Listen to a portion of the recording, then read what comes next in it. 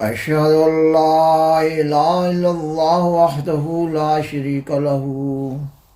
وأشهد أن محمدا عبده ورسوله أما بعد فأعوذ بالله من الشيطان الرجيم بسم الله الرحمن الرحيم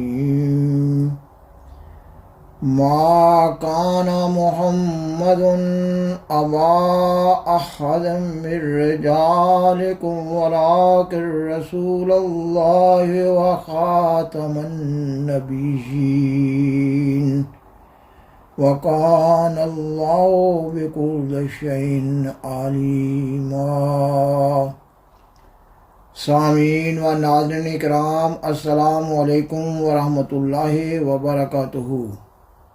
گزشتہ 3 پروگرامز کی طرح اس پروگرام کا آغاز بھی قرآن مجید کی سورۃ الاحزاب کی آیت 41 کی تلاوت سے کیا جا رہا ہے۔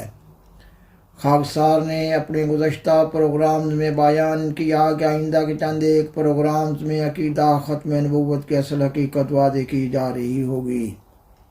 اور جماعت احمدیہ پر اس عقیدہ کی نسبت سے پڑھنے والے تمام اعتراضات کا مرحلہ وار جائزہ لیا جا رہا ہوگا۔ آج کا پروگرام عقیدہ ختم نبوت کے اصل حقیقت کے مضمون پر قسط نمبر 4 کے طور پر پیش کیا جا رہا ہے۔ اس پروگرام میں سیدنا حضرت محمد رسول اللہ خاتم الانبیاء صلی اللہ علیہ وسلم کی حدیث مبارکہ لا نبی بعدی، یہ کہ میرے بعد کوئی نبی نہیں، کو زیر بحث لایا جا رہا ہے۔ اس حدیث کا صحیح معنی اور مفہوم اور تشریح بھی قرآن مجید کی سورۃ الاحزاب کی آیت 41 کے تحت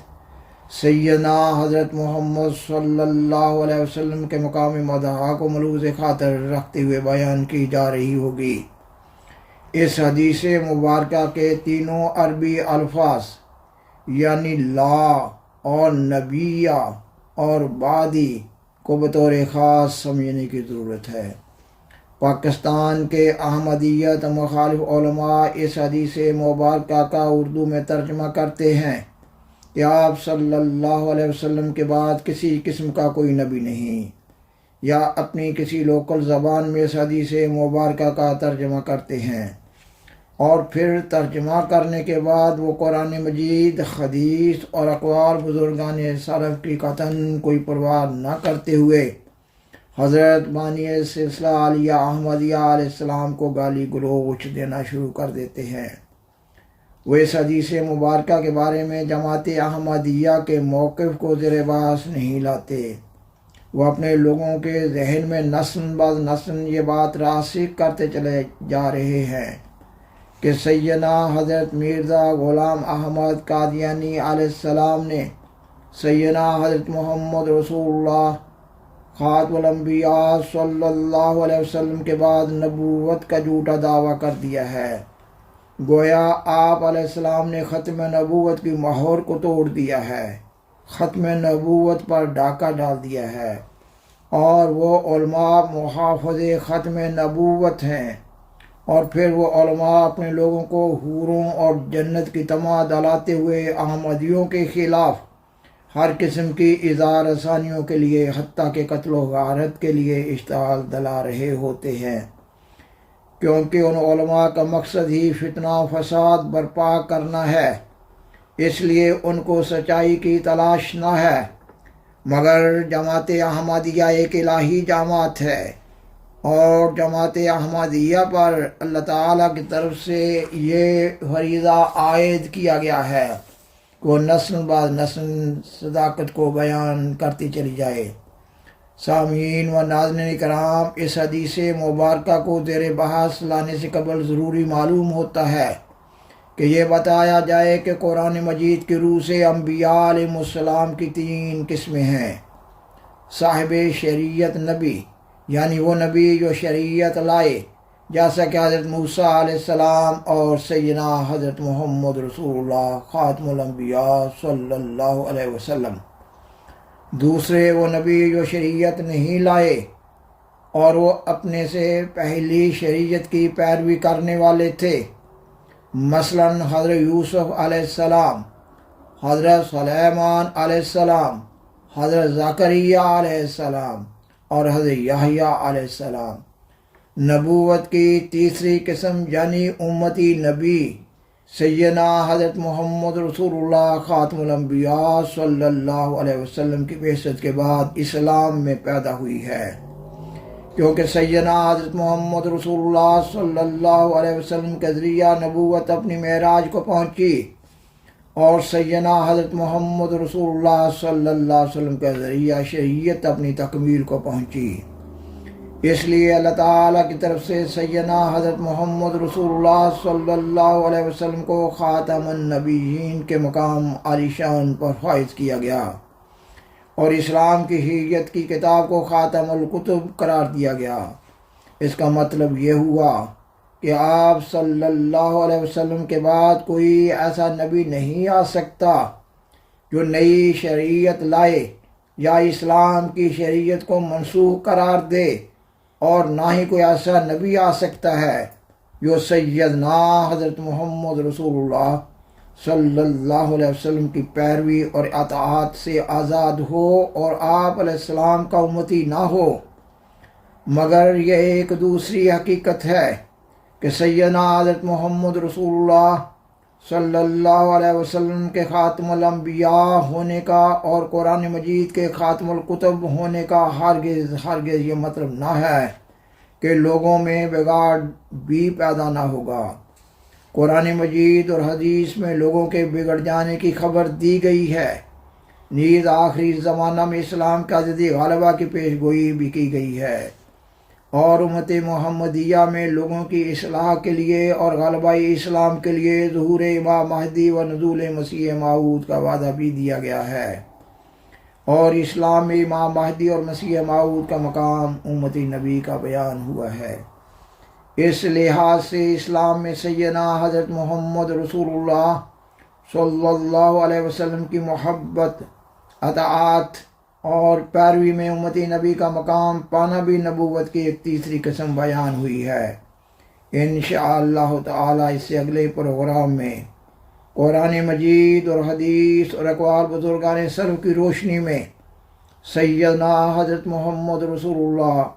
خاتم الانبیاء صلی اللہ علیہ وسلم کی محبت،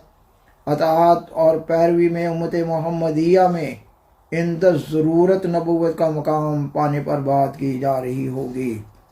سامعین و ناظرین کرام، خاکسار نے بیان کیا کہ اس پروگرام میں حدیث مبارکہ لا نبی بعدی، یہ کہ میرے بعد کوئی نبی نہیں کو زیر بحث لایا جا رہا ہے، اور خاکسار نے یہ بھی بیان کیا کہ حدیث مبارکہ کے تینوں الفاظ لا اور نبیہ اور بعدی کو بطور خاص سمجھنے کی ضرورت ہے۔ خاکسار نے ابھی اس پروگرام میں نبوت کی 3 اقسام بیان کی ہیں۔ آئندہ کے پروگرامز میں مناسب موقع اور محل پر امت محمدیہ میں امتی نبی کے مقام پانے پر مزید بات کی جا رہی ہوگی۔ اس وقت اس پروگرام میں خاکسار لفظ لا بمانی نہیں اور لفظ بعدی بمانی میرے بعد کی قدر وضاحت پیش کر رہا ہے۔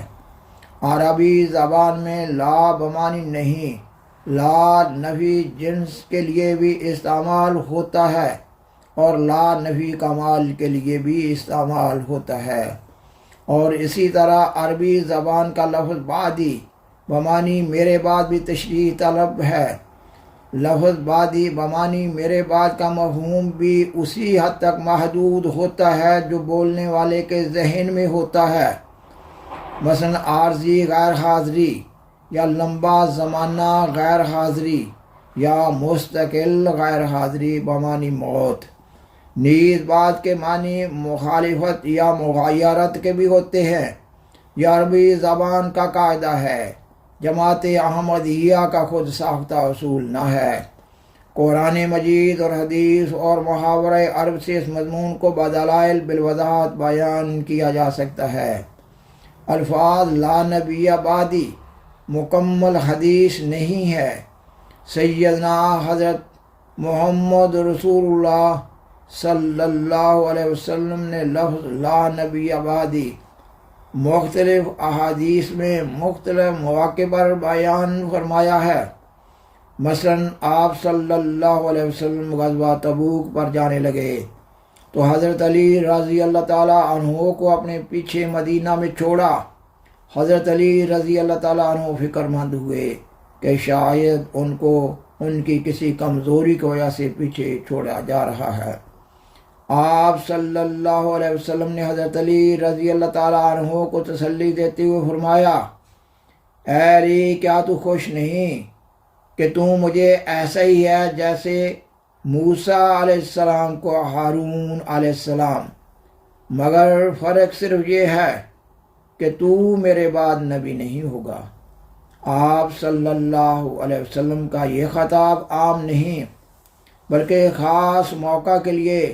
خاص حضرت علی رضی اللہ تعالیٰ عنہ سے ہے، اور پھر مختلف مواقع پر بیان کی جانے والی اس حدیث لا نبی بعدی کی تشریح اس طرح بھی کی جاتی ہے کہ اس حدیث میں لا نفی سے نفی جنس مراد نہیں ہے